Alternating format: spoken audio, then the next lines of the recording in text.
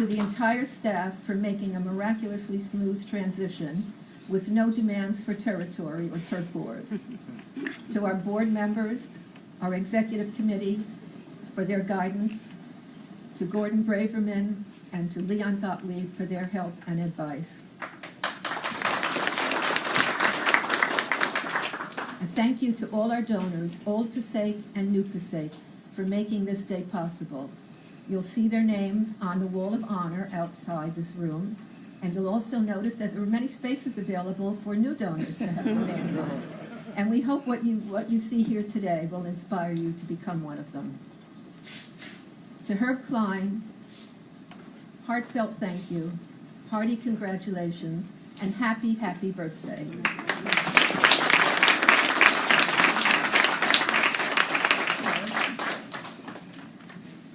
Herb, will you speak now?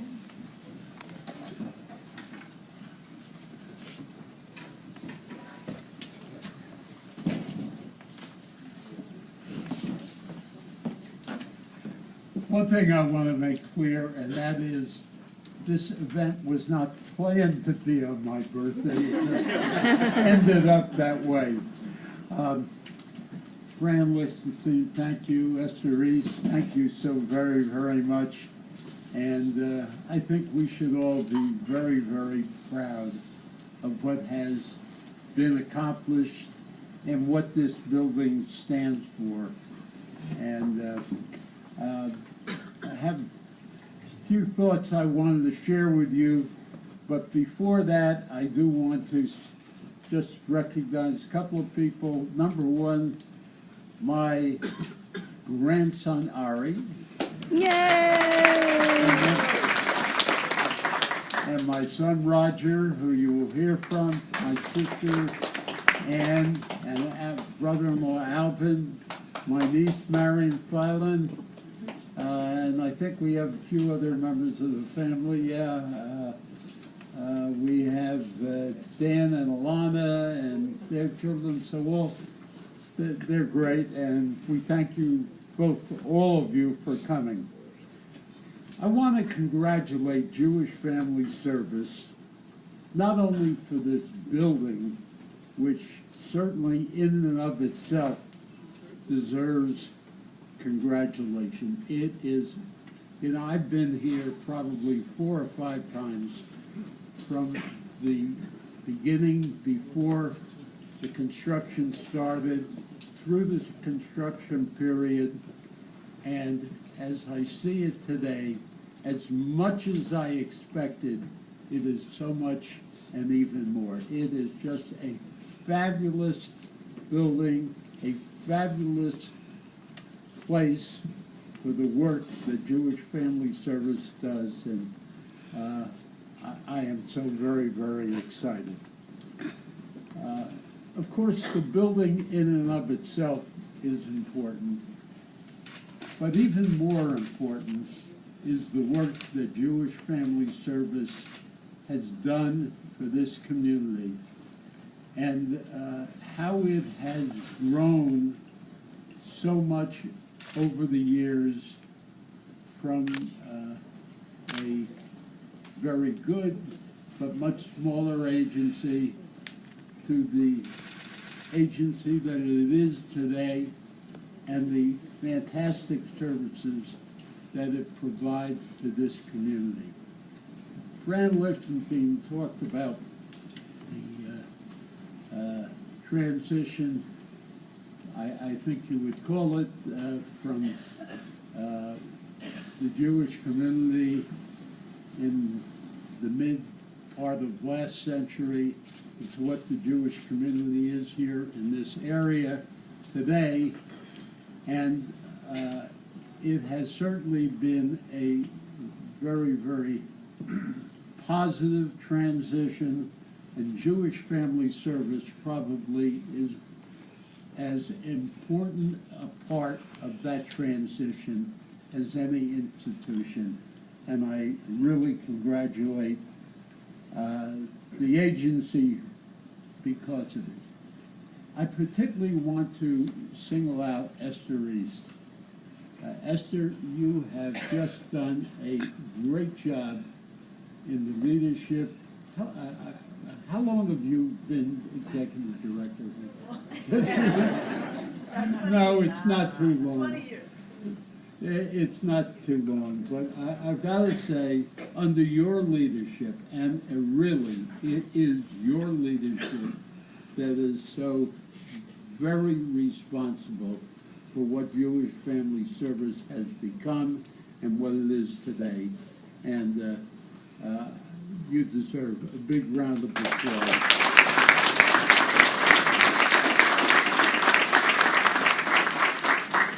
You know, I'm obviously very, very pleased and happy that the building is being named after Jackie,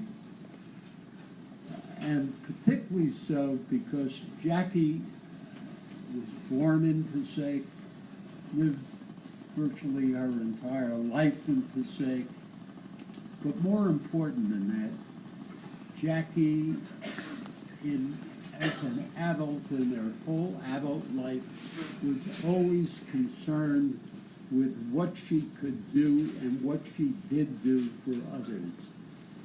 And particularly through Jewish institutions, not only Jewish Family Service, but the Federation, the Boys and Girls Club of Clifton and Passaic, and so many others, in which Jackie was a leader and a key person. She cared about other people, and she would, if she were here today, she would be so very, very proud of what Jewish Family Service is, what it has become, and what it provides to this community. This is a great morning. I'm very proud to be here, to be joining with all of you, and I am so thankful that all of you have come to join in this great celebration.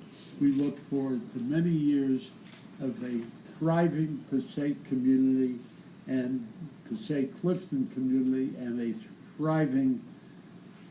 thriving work of the Jewish Federation. So thank you very much.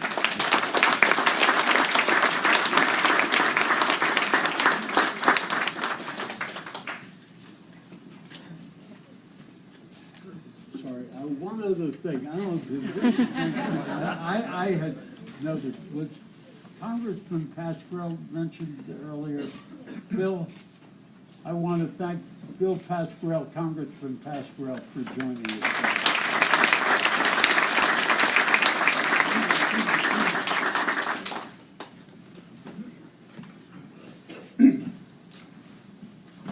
So driving over here this morning, my son Ari told me that my best talks in front of people have always started with a joke. And I didn't have a joke to start this talk with, so I remembered a joke that he told me last night, which is, how many people in this room can jump higher than a building? Yes? Definitely, buildings can't jump. Exactly. Everyone in this room can jump higher than a building because buildings can't jump. So, okay, but it's not only a joke. Because, as was mentioned, my mother grew up in Passaic, my grandfather, Benedict Krieger, grew up in Passaic, and they both spent a lot of their personal time and energy trying to help people. And I'm so happy that my parents donated money for this building, but really, my mother also donated a great amount of her time, her personal time. I remember, I think I was about 8 years old, so my mother had children, and she still found time to help out various organizations in the area, taking kids from families that had troubles, maybe similar to the families that come to this facility, driving them to swimming clubs and carnivals and sporting events and other events that could be, they might not have had access to otherwise. It was a very important value of hers. And my grandfather, Benedict Krieger, probably some people here remember him, not too many, but he was blind, completely blind, starting at about age 50.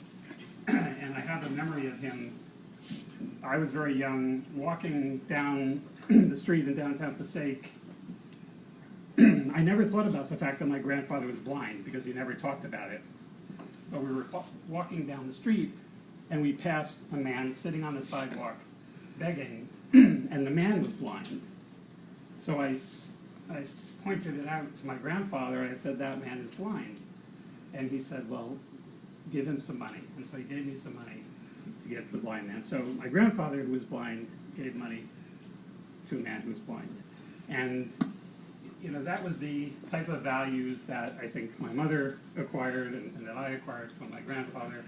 And I believe it's part of Jewish law that everyone has an obligation to do tzedakah. I'm far from an expert on this subject. So to me, that is a very meaningful concept that we all can make a little bit of effort, whatever it is. We can all make an effort to try to make the world a better place and to help others. And I know the people who work very hard in this building do that day in and day out, and I really want to express appreciation to them for doing that, and to all the people here who are trying to help support the organization. So, thank you so much.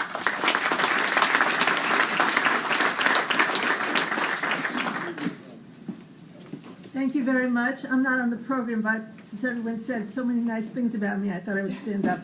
And I was at a lecture recently about the treatment for post-traumatic stress disorder, and the person said that one of the things that actually helps people get healed from the trauma is the experience of gratitude. There's actually a physiological change that takes place when you feel grateful. So you are helping me recover from much of the trauma I experienced in the construction and planning for this building. I want to acknowledge the presence of Daniel Schwartz, who is here as well, one of our other political supporters, and invite Congressman Pascrell to please come up and say a few words.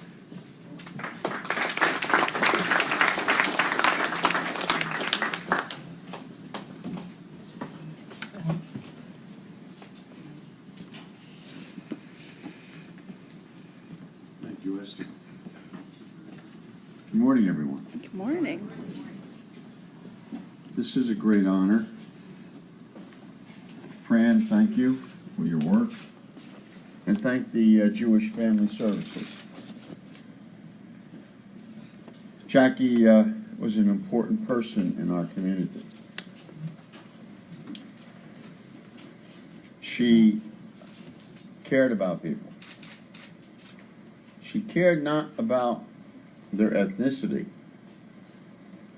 or their religion or their race. She cared about the humanity of every person. Rabbi Rybak, we go back a few years, and I would say the same for you, that you didn't ask. And it reminds me of Leviticus in the Old Testament. Herb, where are you? Herb, oh, there's Herb. You're very familiar with the Old Testament, Herb. Leviticus 19, chapter 19, verses 33, 34. When a foreigner resides among you in your land, do not mistreat them. The foreigner residing among you must be treated as your native born. Love them as yourself, for you are foreigners in Egypt. That I quote this a lot, the Old Testament. There's more quotable things in the Old Testament than the New Testament. I shouldn't say that, but that's what I think. The Rabbi Bleicher, thank you so much for all your courtesies months back and obviously today. When I looked at the list of the folks who really do dream the reality, who've contributed so much, from our Assemblyman Gary Scher to the family I've known for many, many years, the Greenbaum family. Their touches on the paintings that are here are yours, because it reflects your sensitivity to a lot of different things. And when you go down the whole list, these are very special people, I know, not only to Jewish Family Services, but to a lot of other people. Roger, I never thought you had any Italian in you until you started to speak. Your hands were totally always in motion. That's good. Because we Italians, we keep on moving our hands even after we finish speaking. Thank you for your comments today. I know you're very close to Mom. And Ari, where's Ari? Ari, we saw the food pantry. We saw all the places here that you have to see and what they mean to the people of the community. So you take in everyone. And this is our message here today. And if you think you can get away with not, then you'll turn your back on what you believe and what your values are. So Fran, would you please come up here a minute? Yeah, you. I want to present to you from the Congress of the United States, to the Jewish Family Service and Children's Center of Clifton and Passaic. Just a token of our appreciation of what you do here. And it takes so many people. It takes so many people to do it. God bless you. I won't suffer you to read this. Mayor and Zaldi will get mad at me if I read the whole thing. I look forward to reading it and cherishing it. I bless this is a blessed place. And if I can be of any help, I will be of that help. Count on me. Herb, you understand what I'm saying? I will remember that, and for sure Esther will remember that. I know Esther will. I didn't mention her name. Ladies and gentlemen, thank you so much for being here today. It means a lot to this total community. God bless you. Thank you.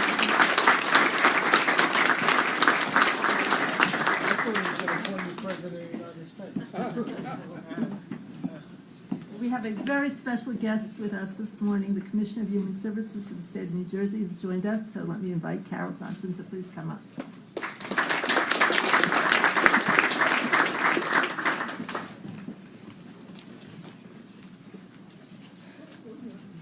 Thank you so much, and thank you for the opportunity to be with you today. I have watched Congressman Pascrell speak on the floor so many times. I know what a tough act he is to follow, but I'm going to try. It is really a pleasure to have the opportunity to spend some time with you this morning. I want to thank the elected officials who are here, particularly Assemblyman Chair, who has, since my first days here back home in New Jersey, taking on this role for Governor Murphy, made sure I knew about the hard work that was happening here and that happens across the community here to bring resources together to support those families who need a hand up to be able to thrive. And he's been a terrific advocate, and I'm so grateful to call him a friend. And it is wonderful to have the opportunity to meet Esther and Fran, and to thank you and the staff here and the board and all of you who have given of your time and treasure to make today a reality. It is so clear that this center has been an invaluable part of this community for 50 years. And as you know, the Murphy administration is committed to opportunity for all New Jerseyans. At the Department of Human Services, we live that mission by giving individuals and families the support they need to thrive. And what I've seen today and what I know of the work you do here is how valuable your work here is to helping us achieve that mission. So for those of you who don't know the Department of Human Services, we serve 1 in 4 families in the state of New Jersey. We support the Medicaid program, which serves 1.7 million people in the state. We support the food assistance program that supports over 800,000 people in the state. We support the child care program that provides subsidies to families who need assistance being able to get to work by having their children in safe and secure child care. We support services for people with intellectual and developmental disabilities, and we help people who are aging across our state continue to live in their homes and communities for as long as they're able to with supports and services. And on Thursday of last week, the governor announced that the Division of Mental Health and Addiction Services will be returning to our department. So for many years, our department was the home for mental health and addiction services and worked with your agency on those issues.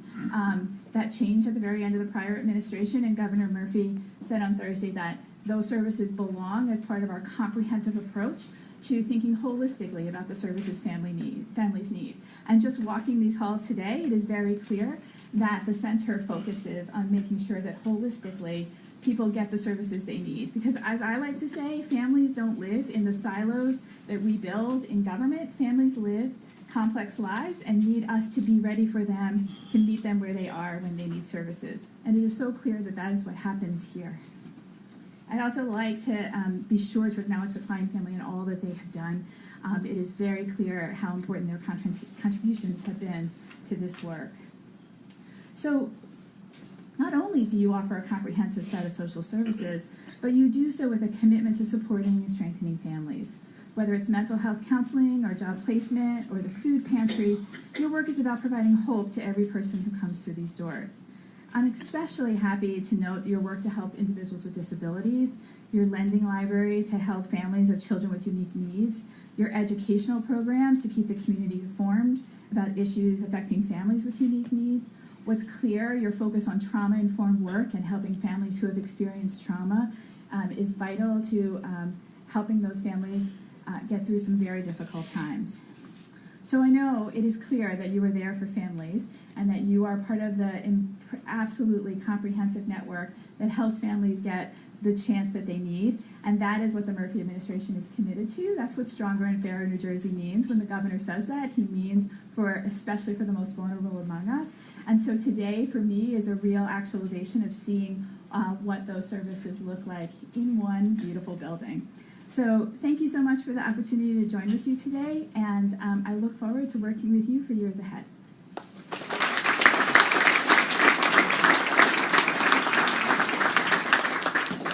So if people want to eat a little bit, and then we can go around to outside, we're going to have a formal ribbon cutting to dedicate this new building.